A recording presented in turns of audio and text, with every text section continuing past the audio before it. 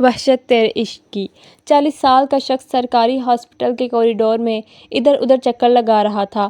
تبھی اندر سے نرس بھاگتی ہوئی اس شخص کے پاس آئی۔ آپ اندر چلیں، پیشنٹ کے پاس زیادہ وقت نہیں ہے۔ ہم نے بیبی کو تو بچا لیا مگر پیشنٹ کے پاس زیادہ ٹائم نہیں ہے، وہ آپ کو بلا رہی ہیں۔ وہ شخص جلدی سے نرس کے ساتھ اندر داخل ہوا۔ بیڈ پر پڑی لڑکی اندر آنے والے شخص کو امید بھری نظروں سے دیکھتی ہے اور کہتی ہے، میں اپنی اولاد کو اللہ کے بعد آپ کے حوالے کر رہی ہوں۔ آپ مجھ سے وعدہ کریں آپ میری اولاد کو ان ظالموں کا سایہ بھی نہ پڑنے دیں گے، میرے بعد میری اولاد کو ان کے پاس نہ لے کر جائیں گے۔ وعدہ کریں پلیز میری بچی، میں وعدہ کرتا ہوں تم سے۔ انہوں نے نہ صرف اسے بیٹی کہا تھا بلکہ مانا بھی تھا، کیونکہ ان کے پاس کوئی بیٹی نہ تھی۔ اس لڑکی کا اتنا سننا تھا کہ اس نے لمبی سانس لی اور ساکت ہو گئی۔ پاس کھڑا شخص کی آنکھوں سے زاروں قطار آنسو باہر نکلے۔ نرس نے انہیں بیبی دکھایا تو وہ اس ننھی سی جان کو دیکھ کر اپنے سینے سے لگا گئے، جو اپنی ماما کے دنیا سے چلے جانے کی وجہ سے رو رہی تھی۔ مجھ سے جو ہو سکا میں اس ننھی سی جان کے لیے کروں گا۔ سردار رحم کریں، چودھری راشد کے بیٹے نے میری بیٹی کی عزت پر ہاتھ ڈالا ہے۔ میں غریب انسان ہوں، میرے پاس عزت کے سوا کچھ بھی نہیں ہے۔ سردار شاہنواز کے قدموں کے پاس بیٹھا یہ غریب شخص اپنی بیٹی کے ساتھ ہوئی ناانصافی کو پنچایت کے سامنے سنا رہا تھا۔ اس علاقے میں موجود تمام گاؤں کے سردار سردار شاہنواز تھے، جن کے رعب اور دبدبہ پورے علاقے میں تھا۔ ان کے فیصلے کے خلاف جانے کی کوئی ہمت نہیں کر سکتا تھا۔ ان کے ارد گرد ان کے بیٹے اور کچھ معزز لوگ بیٹھے ہوئے تھے اور گاؤں کے عام لوگ کھڑے سردار کے فیصلے کا انتظار کر رہے تھے۔ ان کے 3 بیٹے اور 1 بیٹی ہیں۔ ان کے بڑے بیٹے سردار راسم کا سیاست میں بڑا نام ہے۔ ان کی شادی ان کے بابا کی مرضی سے ان کے چچا کی بیٹی فاطمہ سے ہوئی۔ ان کے بھی 3 بچے ہیں، 1 بیٹا اور 2 بیٹیاں۔ بڑا بیٹا شہریار ہے اور اس سے چھوٹی اسما، اس کی شادی ہو چکی ہے۔ اس سے چھوٹی عریش، اس کا نکاح بچپن میں ہی ہو گیا تھا، رخصتی ابھی باقی ہے۔ سردار راسم کے بعد ان کی بہن فیروزہ ہیں۔ اس کے شوہر کا انتقال کار ایکسیڈنٹ میں ہو گیا تھا۔ اس کی 1 بیٹی ہے جس کا نام لائبہ ہے۔ شوہر کی وفات کے بعد یہ اپنے باپ کے گھر ہی رہ رہی ہیں۔ انہوں نے دوسری شادی نہ کی۔ اس کے بعد ان کے بیٹے سردار احمد ہیں۔ یہ اپنی پہلی بیوی کو چھوڑ چکے ہیں۔ ان کی دوسری بیوی سے جو ان کے بابا کی مرضی سے ہوئی، اس سے ان کے 2 بیٹے ارسل اور مراد ہیں۔ مراد اور ارسل ابھی کم عمر ہی تھے کہ ان کی ماما کینسر کی وجہ سے انتقال کر گئیں۔ ارسل اور مراد کو فاطمہ بیگم نے ہی ماں کا پیار دیا اور پالا۔ یہ دونوں بھی فاطمہ بیگم سے بے حد محبت کرتے ہیں۔ ارسل کا نکاح بچپن میں ہی عریش کے ساتھ ہو گیا تھا۔ اس کے بعد سردار شاہنواز کے تیسرے اور چھوٹے بیٹے سردار عابد ہیں۔ ان کا صرف ایک 13 سال کا بیٹا ہے جو سب سے چھوٹا ہے۔ ان کا نکاح بھی ان کے بابا کی مرضی سے ہوا۔ تمام لوگ سردار کے فیصلے کا انتظار کر رہے تھے اور چودھری راشد کے پسینے چھوٹ رہے تھے۔ اس کا اکلوتا بیٹا تھا اور وہ بھی اس کے خود کی لاپرواہی کی وجہ سے عیاش قسم کا ہو گیا تھا۔ سردار شاہنواز بولے، چودھری تمہارا بیٹا کہاں ہے؟ کیا اس وقت اسے یہاں نہیں ہونا چاہیے تھا؟ سردار غصے سے بولے، سردار صاحب میں اپنے بیٹے کی غلطی صحیح کرنے کے لیے اس شخص کی جتنی ہو سکے مدد کرنے کو تیار ہوں۔ مجھے اپنے بیٹے کی جان کی امان چاہیے، میرا اکلوتا بیٹا ہے۔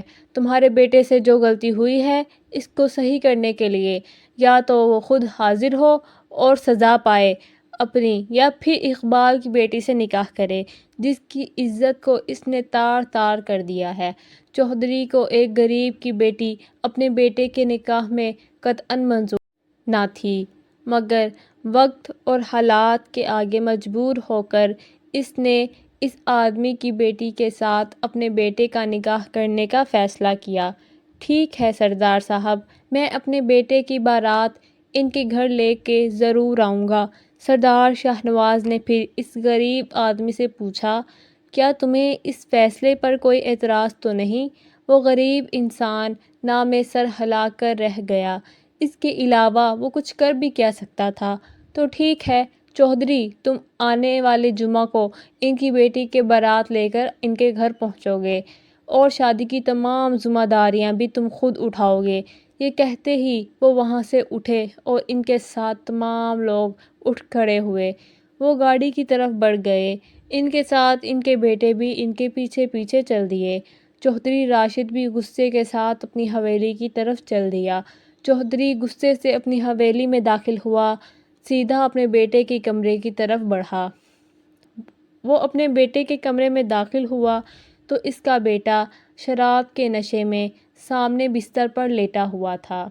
ارسلان اٹھو، تمہیں پتہ بھی ہے تمہاری وجہ سے آج میری کتنی بے عزتی ہوئی ہے؟ آج اس شاہ نواز کے سامنے میں کتنا شرمندہ ہوا ہوں۔ اس طرح تو میں اس سے اپنا بدلہ نہیں لے پاؤں گا۔ وہ غصے سے چیختا ہوا بولا۔ اس نے فیصلہ کیا ہے کہ اس لڑکی کے ساتھ تمہارا نکاح کروں۔ کیا سچ میں؟ اس کا بیٹا نشے کی حالت میں بولا۔ لڑکی تو بہت خوبصورت تھی۔ یہ فیصلہ تو اس نے بہت اچھا کیا ہے۔ مجھے تو کوئی اعتراض نہیں ہے۔ وہ بے شرمی کے ساتھ مسکراتا ہوا بولا اور پھر سے بیڈ پر لیٹ گیا۔ اس کا باپ غصے سے تن فن کرتا ہوا وہاں سے نکل گیا۔ تم ایک دفعہ ہوش میں آ جاؤ، پھر تم سے بات ہوگی۔ سردار شاہ نواز حویلی میں داخل ہوئے۔ مردان خانے میں کچھ آئے ہوئے مہمانوں کے ساتھ بیٹھ گئے۔ ذوالفقار صاحب کیسے آنا ہوا؟ سردار راسم بولے۔ ذوالفقار نے بولنا شروع کیا۔ میں اس مرتبہ آپ کی پارٹی کی طرف سے الیکشن لڑنا چاہتا ہوں۔ میری پارٹی آپ کی پارٹی کو بھرپور سپورٹ کرے گی۔ سردار راسم سن کر بولے، اس بات کی کیا گارنٹی ہے کہ الیکشن کے بعد تم اپنے فیصلے سے مکر نہ جاؤ گے؟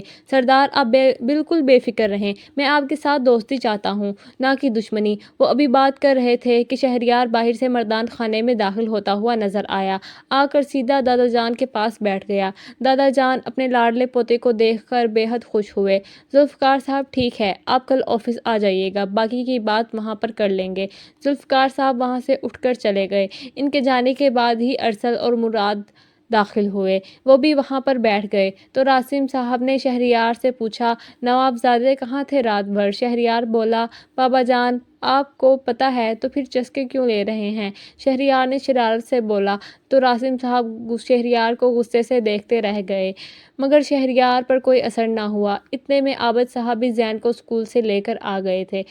وہ بھی بھاگتا ہوا شہریار کے پاس آیا۔ شہریار بھائی، میں نے آپ کو بہت مس کیا۔ شہریار نے زین کے بال بگاڑتا ہوا بولا، میں نے بھی اپنے شیر کو بہت مس کیا، اپنا یونیفارم وغیرہ چینج کر کے آتا ہوں۔ وہ بھاگتا ہوا زنان خانے کی طرف چلا گیا۔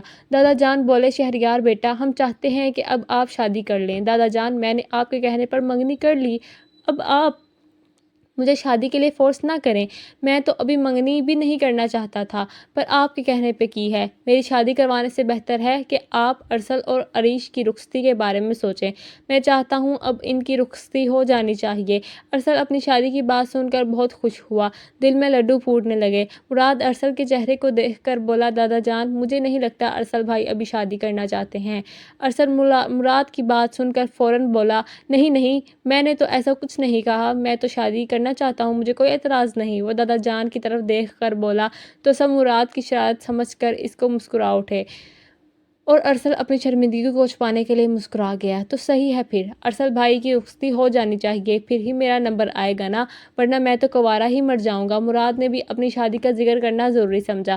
مراد ایسا کرتے ہیں شہریار اور ارسل کی شادی بعد میں، پہلے تمہاری نہ کر دیں؟ احمد صاحب بولے تو مراد شرمندہ ہونے کے بجائے بولا، مجھے کوئی اعتراض نہیں، پر شہریار اور ارسل بھائی کے ساتھ ناانصافی نہیں ہو جائے گی؟ وہ دانت نکالتے ہوئے بولا۔ دادا جان بولے، فی الحال تو ارسل کی شادی کی تیاریاں شروع کر دینی چاہیے۔ اس مہینے کے آخر میں عریش کی اور ارسل کی ساتھ ارسل کے ساتھ رخصتی کی ڈیٹ فائنل کرتے ہیں۔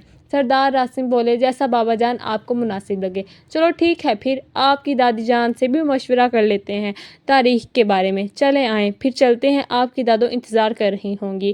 دادا جان یہ کہتے ہی اٹھے تو وہ مراد بولا، دادا جان دادو انتظار کر رہی ہوں گی یا آپ کا دل نہیں لگ رہا تھا دادو کے بغیر؟ مراد پھر سے دانت نکالتا ہوا بولا تو دادا جان مسکراتے ہوئے بولے، جیسا تم سمجھو، اور زنان خانے کی طرف چلے گئے۔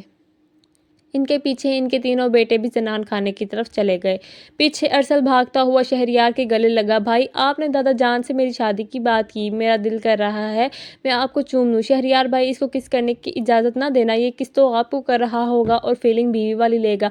وہ یہ کہہ کر زنان خانے کی طرف دوڑ لگا گیا۔ اس کو پتا تھا اب ارسل نے اس کو چھوڑنا نہیں ہے۔ پیچھے سے ارسل اس کو برے برے القاب سے نوازتا رہا اور شہریار کا زوردار قہقہ لگا جس سے اس کے چہرے پر ڈمپل نمایاں ہوا، اس کو اور مزید دلکش بنا گیا۔ سردار شاہنواز کے سب سے بڑے پوتے شہریار 28 سال کا خوبصورت نوجوان، سنجیدہ اور غسیلا مگر بزنس میں بڑے بڑوں کو پیچھے چھوڑنے والا، انتہا کا ضدی، بائیں گال پر پڑتا ڈمپل اس کی شخصیت کو مزید خوبصورت بناتا ہے۔ اس کے بعد سردار شاہنواز کے دوسرے پوتے 26 سال کے ارسل، شہریار کی فوٹو کاپی، نیلی آنکھوں والا۔ نیلی آنکھیں اس نے اپنے باپ سے وراثت میں پائیں۔ ارسل کا چھوٹا بھائی مراد ارسل سے 1.5 سال چھوٹا ہے، بے حد شرارتی اور بے باک، پڑھائی کا شوق نہیں ہے مگر یونٹ جانا، غنڈہ گردی کرنا پسندیدہ کام ہے۔ اس کے بعد سب سے چھوٹا گھر کا سپوت 13 سال کا زین، اپنے اسکول والوں کو دادا جان کے نام سے ڈرانے والا، اپنی ٹیچر کو اپنے فیور میں لانے کے لیے اپنے بھائی کا نمبر دینے والا، چھوٹی سی عمر میں گرل فرینڈز بنانے کا شوقین، شرارتوں کا سردار اور مراد کا کرائم پارٹنر۔ اس کے بعد سردار شاہنواز کی سب سے بڑی پوتی شہریار کی بڑی بہن اسما، جس کی شادی اس کے کزن سے ہوئی۔ اس کا 2 سال کا بیٹا ہے۔ اسما سے چھوٹی عریش، خوبصورت شفاف رنگت والی، لمبے بال، نرم مزاج، اپنی ماں کی طرح۔ اس کا نکاح بچپن میں ہی ارسل کے ساتھ ہو گیا تھا۔ سردار شاہنواز کی نواسی فیروزہ بیگم کی اکلوتی بیٹی لائبہ مراد کی ہم عمر، صاف رنگت کی مالک ہے مگر بہت ہی انا پرست لڑکی، اپنے سامنے سب کو کچھ نہ سمجھنے والی، اپنی ماں کی طرح صرف روب جھاڑنے والی، اور شہریار کی منگیتر۔ یہ تھے شاہنواز سردار کے پوتا پوتی اور نواسی۔ ہانیہ اٹھ جاؤ، ہم لیٹ ہو رہے ہیں یونی کے لیے۔ حور کب سے ہانیہ کو اٹھا رہی تھی مگر ہانیہ بے ہوشوں کی طرح سوئی ہوئی تھی۔ ہانیہ اٹھ جاؤ ورنہ میں تم پر پانی ڈال دوں گی۔ حور، یار اٹھ جاتی ہوں، 5 منٹ، ہانیہ نیند سے بھری آواز میں بولی۔ اٹھ جاؤ ہانی، 9 بجنے والے ہیں، آج ہمیں لیٹ نہیں ہونا ورنہ سر امجد نے بہت انسلٹ کر دینی ہے، آج ان کا ٹیسٹ ہے۔ ہانیہ جو بڑے مزے سے سو رہی تھی، ٹائم اور سر امجد کے ٹیسٹ کا سن کر فوراً سے کھڑی ہوئی اور واش روم کی طرف دوڑ لگا گئی۔ حور، یار میرے کپڑے نکال دو پلیز پلیز، میں فریش ہو کے آتی ہوں۔ ہانیہ کو اس طرح واش روم کی طرف بھاگتا ہوا دیکھ کر حور نام میں سر ہلا گئی۔ کیا ہوتا کہ تم جلدی اٹھ جاتی؟ حور ہانیہ کے کپڑے نکال کر پکڑاتی ہے اور اپنی بکس وغیرہ دیکھ رہی ہوتی ہے۔ ہانیہ فریش ہو کر باہر آتی ہے۔ یار ابھی تک تم یہیں کھڑی ہو، چلو چلو ہم لیٹ ہو رہے ہیں۔ ہانیہ کی بات پر حور ہانیہ کو گھور کر دیکھتی ہے۔ چلو نا میری جان، ناشتہ ہم یونی سے کر لیں گے۔ ہانیہ، یار ایک تو ہم لیٹ ہو رہے ہیں، اوپر سے ناشتہ بھی ہم یونی میں جا کر کریں گے، مجھے تو ابھی سے بہت بھوک لگی ہوئی ہے۔ یار سوری، کل سے پکا جلدی اٹھ جاؤں گی، چلو جلدی کرو نہیں تو لیٹ ہو جائیں گے۔ سر کلاس میں آ گئے نا تو سر کی ڈانٹ سے کوئی نہیں بچا سکے گا ہمیں، ہانیہ بولی۔ تو حور ہاں میں سر ہلاتے ہوئے باہر نکل جاتی ہے۔ وہ دونوں یونی پہنچتی ہیں تو فوراً سے کلاس کی طرف دوڑ لگاتی ہیں۔ کلاس میں پہنچ کر شکر کا سانس لیتی ہیں کیونکہ ابھی تک سر امجد کلاس میں انٹر نہیں ہوئے تھے۔ وہ جلدی سے جا کر اپنی جگہ پر بیٹھتی ہیں تو سر امجد آ جاتے ہیں۔ وہ دونوں شکر کا سانس لیتی ہیں۔ ہانیہ حور کے کان میں بولتی ہے، بچ گئے آج تو، اور دونوں مسکرا دیتی ہیں۔ ہانیہ اور حور بچپن کی دوستیں ہیں، دونوں کے ہی والدین نہیں ہیں۔ ہانیہ اپنے چچا چچی کے پاس رہتی تھی لیکن اس کی چچی کو ہانیہ کا ان کے ساتھ رہنا پسند نہیں تھا تو اس کے چچا نے ہانیہ کو ہاسٹل میں چھوڑ دیا۔ ہاسٹل میں ہی ہانیہ کی حور سے دوستی شروع ہوئی۔ حور کے صرف دادا دادی تھے جو گاؤں میں رہتے تھے۔ حور اپنی اسٹڈی کی وجہ سے گرلز ہاسٹل میں رہتی تھی۔ ہانیہ سرخ سفید رنگت کی مالک، ہونٹوں کے اوپر تل اس کی خوبصورتی میں اضافہ کرتا تھا، اور شرارتی سی لڑکی تھی جبکہ حور بھی خوبصورت، صاف رنگت کی مالک، نیلی آنکھوں والی، اس کی آنکھیں بہت ہی خوبصورت تھیں، جس کی وجہ سے وہ مزید دلکش نظر آتی تھی۔